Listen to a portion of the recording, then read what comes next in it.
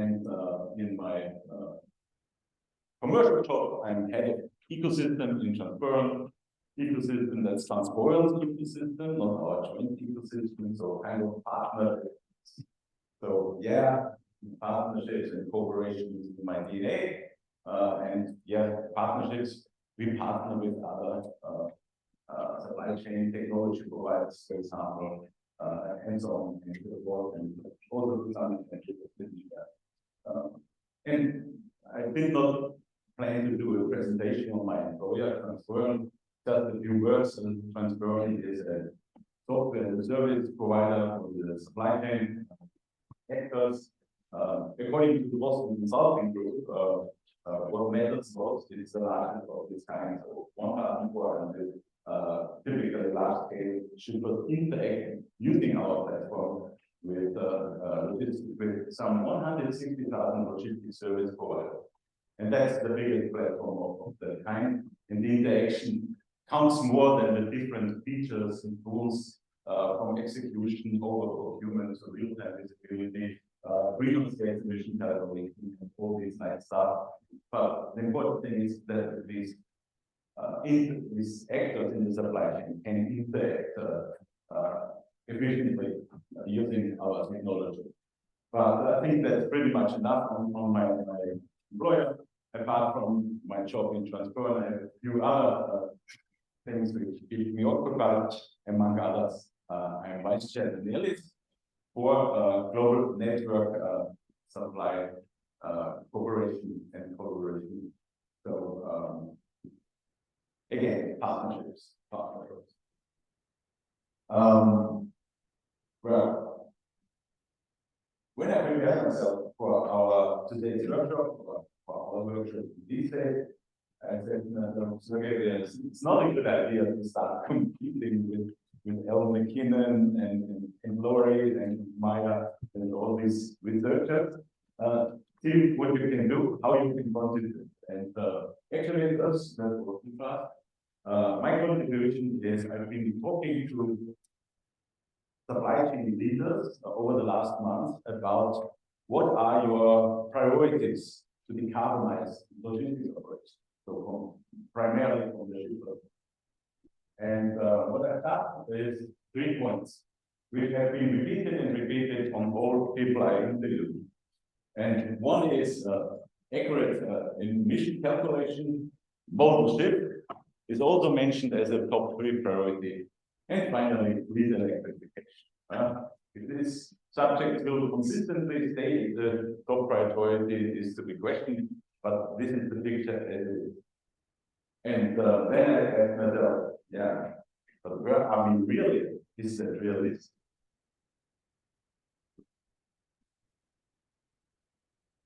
So my goal for today is to give you to measure the pulse of it and tell you where we really are, where are the hiccups. But I hope I can manage to end with a constructive outlook for all of us. To start with emission measurement. It's a matter of fact, if you like it or not, even in the simple use case of a full truck, even if you apply the flex framework or the new ISO 14083, which published earlier this year, you are confronted with 55% differences in the calculation used based on the same vehicle, the same carrier, the same driver on the same route. The reason for that is the quality of the data. The outstanding work of my colleague Alina and EcoTransaction to come with bottom-up, granular, science-based, industry-evolved averages cannot be overestimated. However, as we understood, that is one factor of the subject. And I should not forget, we talk about partnership. We are partnering with EcoTransaction. We use their industry-evolved calculation for all those transports where we cannot obtain primary data. But only primary data takes us to decisions which are better than 55% probabilities. Would you base a decision on 55% error? I don't think so. I will say that. So, everyone talks about primary data, and the European Commission has shared July 11th of this year, the Green Freight Package, at least 3 out of 4 chapters. And one of those chapters is the Counter Emissions EU, and in this chapter they say, well, people should prioritize and we should make incentivize primary data. They just missed out to tell what the hell this really means, incentivize, prioritize. It's a fairy tale to believe that in every use case, using primary data will bring us to the lower greenhouse gas emission intensity on kilometer, for example. It's a fairy tale. It's not true. So the intrinsic motivation won't be there. You can say on average, maybe it is like that. But in most cases, yeah, someone planned to do a transport by interval. Right? We really decided for what reason to do it by road, which is quite frequently happens. If the blind spot is removed, the emissions are going up. Then you assume a certain routing to consider the fuel consumption, for example. What you miss out is to see that the driver coming from Sweden and heading for Switzerland spent the weekend in Poland to see his family. He deserved it, no doubt. Just the calculation is well, just a few examples on it. So, priority for primary data. As long as we don't have that, we are in green wishing. Again, in the simple use case, 55%. I'm not talking about, okay, in less than truckloads, you can have more than 400% wrong emissions reported in line with the CAC framework, which, by the way, only 12% of the shippers claiming they can do kind of greenhouse gas emission calculation are adhering to. And even the carriers claim that, and I'm talking about the asset, that less than 25% would be using private data. I'm just saying, what the hell? You guys are thinking that there's a private data, but why don't you use that? And it's another barrier to say that the small carriers cannot be asked for primary data. Do we know what primary data is? Do we know how we get primary data? It's so simple. Since years, the industry gets primary data for its scope 1 and scope 2 emissions because they place these tiny little devices at their machinery, so-called sensor, and these sensors give them the data on the energy consumption. Very simple, no guesstimation. What we try and transfer is to do the same on the vehicle level. It does not have to be a truck. Also an ocean would have a telemetry system providing energy consumption, fuel position, everything we need for a full truckload. If we in case of the LTL, we need some additional information to figure out what is the share of the one parcel or the one pallet or the 3 pallets. But that just takes me too many details now. But in the simple use as a primary data, that's pretty much it for a full truckload. So for a full truckload. And this is what we do. We plug into the sensors. Now you can say, yeah, but these six equally companies, in average in the area, 6 employees, 6. Not all of them are sitting on the truck. Maybe 5. They don't want to say that the other. But they don't need it. I think it happened. Since 2015, all European trucks have an FMS system or an RFMS system, and that this data is already there. So the only thing that one man show has to commit is to push the button once and say, yes, I'm going to share the data, because these photos, Kanye and us and the other guys, they already have the data. Obviously, they need to share it. That's okay for all. Other prepare to share the data. Simple answer, no. When I was flying up here, I had my train was late. I made my plane and so on. I had enough time. So I was reviewing raw data from research we did in cooperation with Alan McKinnon Siemens KOU and the Smart Trade Center. We did it already, I think now the fourth time, decarbonizing trade. This report will be made beautiful, shiny, and be issued somewhere early next year.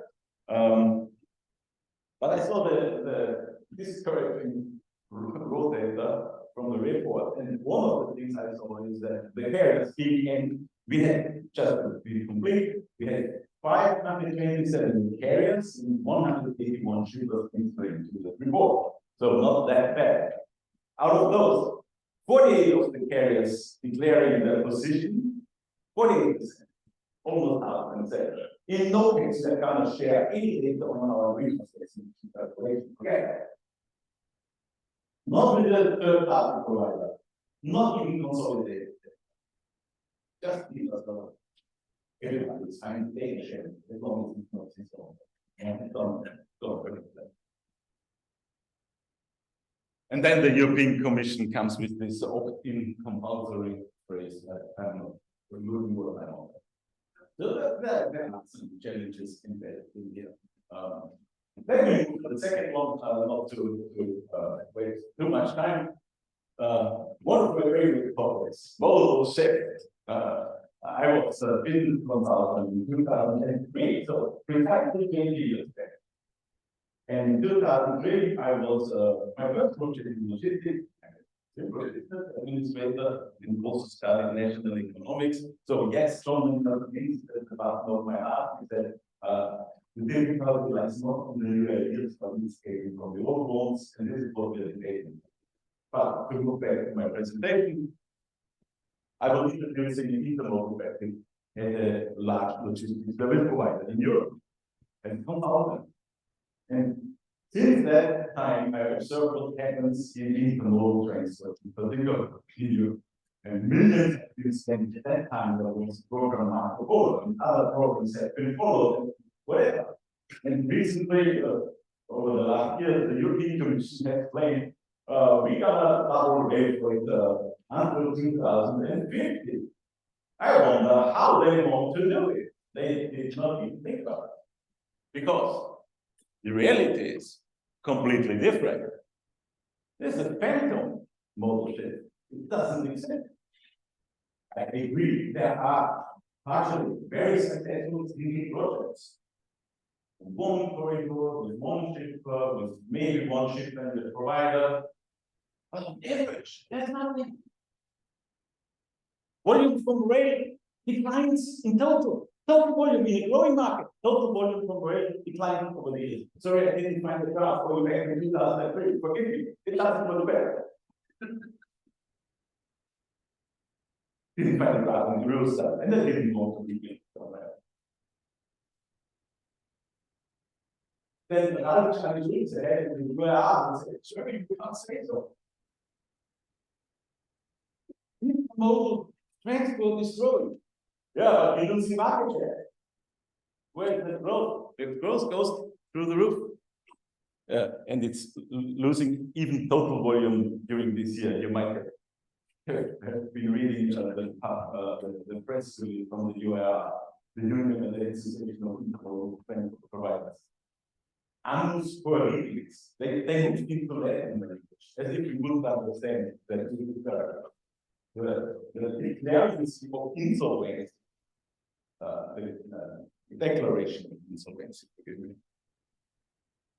So there is no modal shift, and there are some good reasons why there is no modal shift in all fair respect. To start with some simple things. Only 6 out of 35 national infrastructure managers are connected to the European capacity management system. Come on, we are in the year 2023. 80% of the schedules are changed after being published, triggering 14 costs. 85% of all cross-border trains are booked. Not in the city center, but in pieces.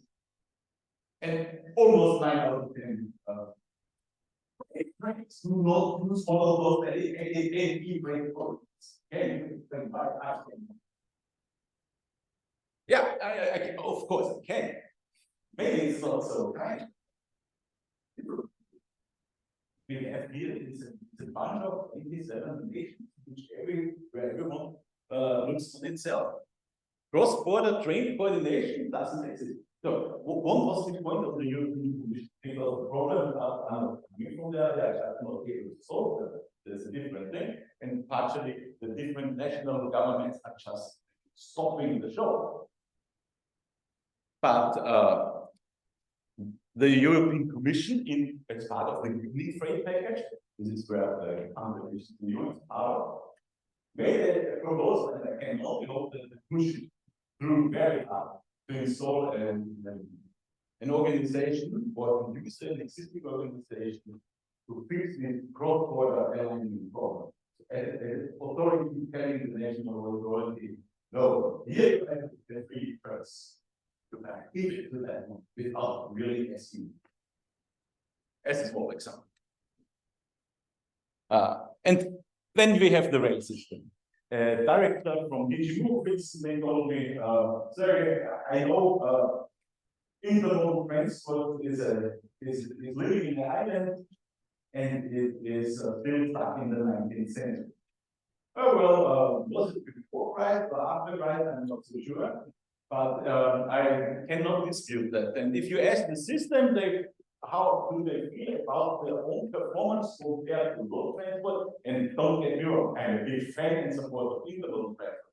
But we have to see clearly where the weak points are if we want to improve. So the system is fine. So it's not the equal. If you ask the real customer, why is the system cheaper? You get a very major short. This is based on works in Alice, by the way.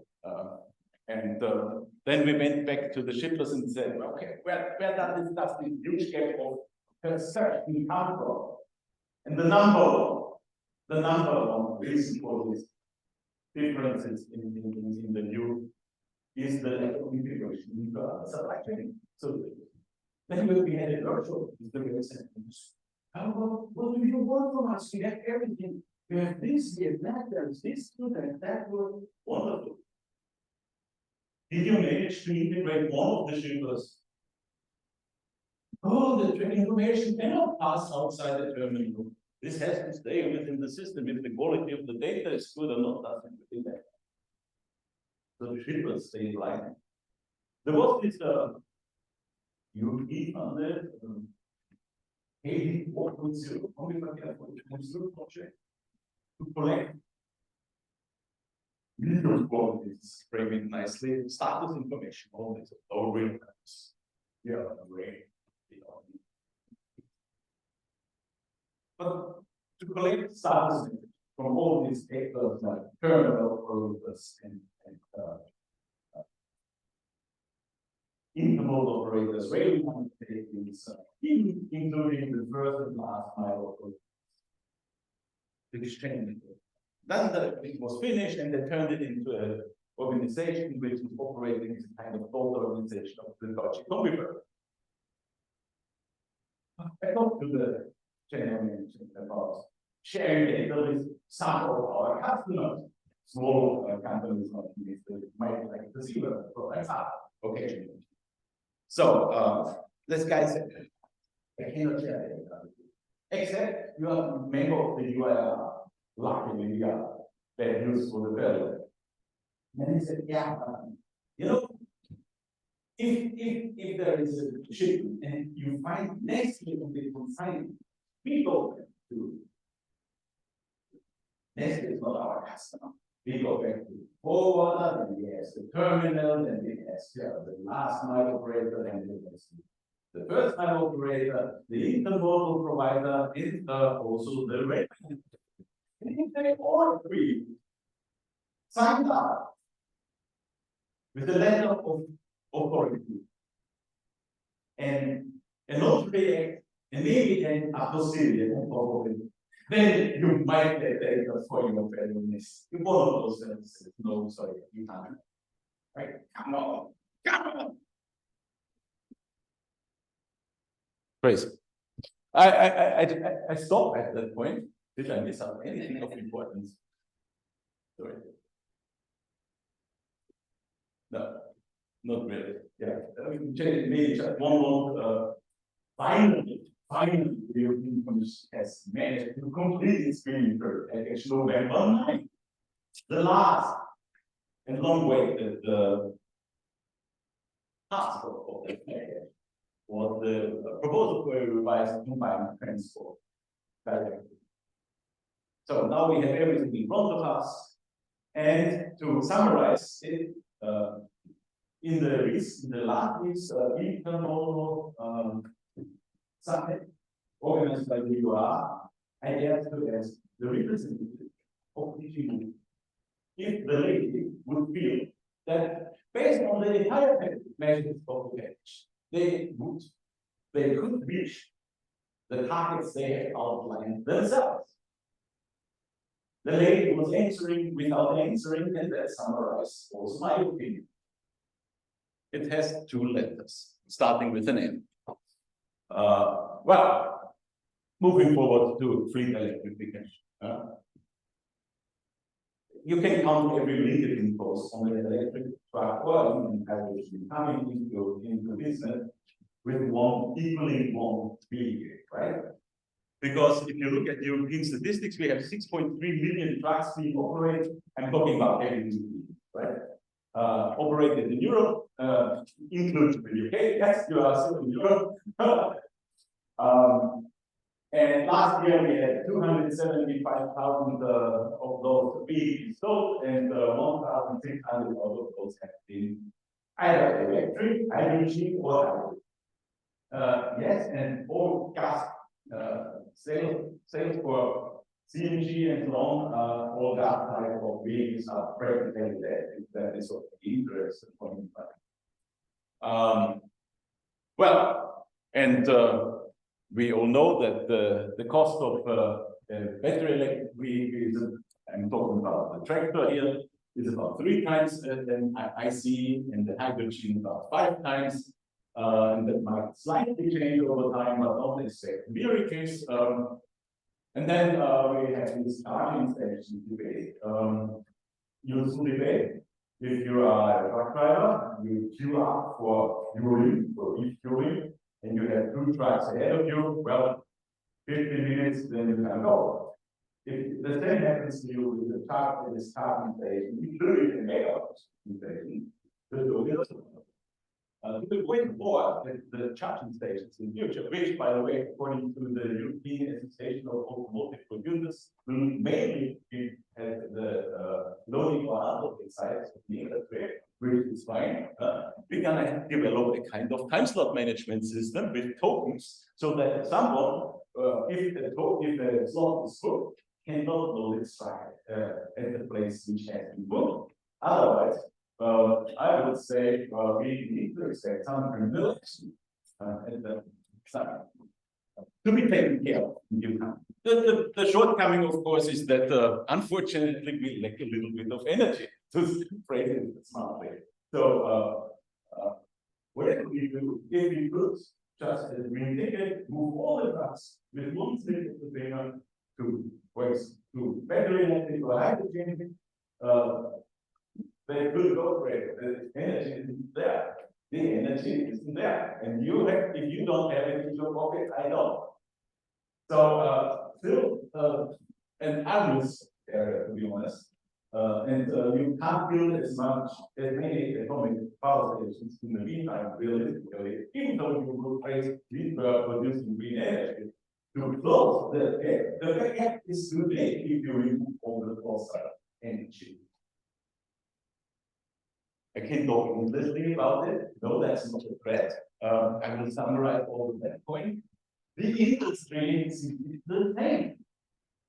Some OEMs kindly share with me super confidently their production forecast for 2030, so in 7 years from now.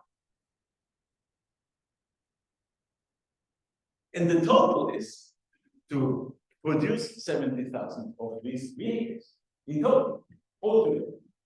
whether it makes sense to use hydrogen with a very inefficient way of using this lack of energy or not, does not make any difference.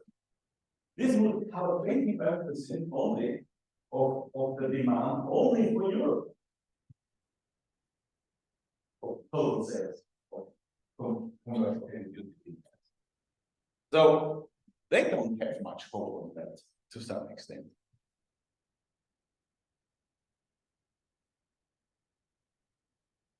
So how do we get out of this never-ending greenwashing story?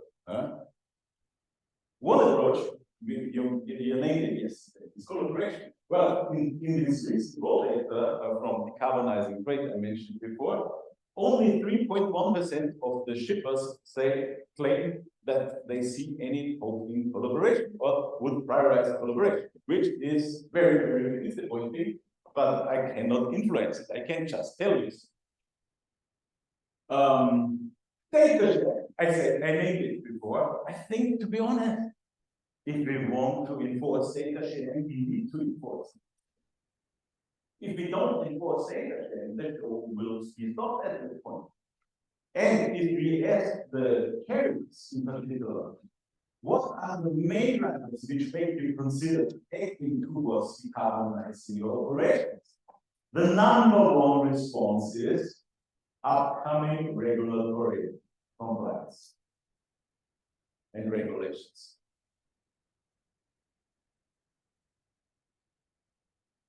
This 11% represent those few people, carriers, who say, well, consolidating.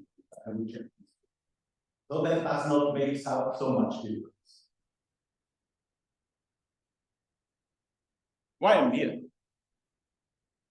I'm here to strongly suggest to myself and to all of us, what can we do? We are underinformed or badly informed, as Lori said yesterday morning, politicians. We have lobbyists which have completely different interests. Starts here and ends at the court. Okay. You guys know it better. I can only suggest to speak as I used to do, more bluntly, with a little bit less diplomacy. Speak out more frequently and go out and speak much louder. Otherwise, the human race will fail in this case. That's a failure we're gonna have only once in our lifetime. I'm sure. Thank you.